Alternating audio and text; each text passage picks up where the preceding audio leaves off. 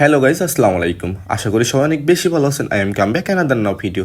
So আমি এই দুপুরে কোথায় যাচ্ছি? আসলে আজকে আমার একটা কাছের ফ্রেন্ডের বার্থডে, তাই ভেবে পাচ্ছিলাম না যে তাকে কি গিফট দেওয়া যায়। হঠাৎ মনে পড়ে গেল তার পছন্দের একটি ব্র্যান্ড হেভি মেটাল। তাই আমি আর দ্বিতীয়বার না ভেবে চলে আসলাম হেভি মেটাল শোরুমে। হেভি মেটাল শোরুমে অনেকক্ষণ যাবত টি শার্ট দেখার পর সর্বশেষ আমি একটি টি শার্ট চয়েস করলাম।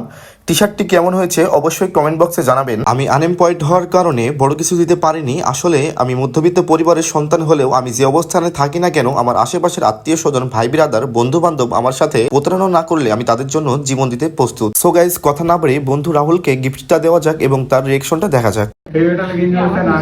হেভি মেটালের গেঞ্জিটা আপনার জন্যই। কি খবর ভাই? এটা কি মনে করেন যে আমার জন্য? হ্যাপি বার্থডে দাদু। জীবনে দোয়া থাকলো,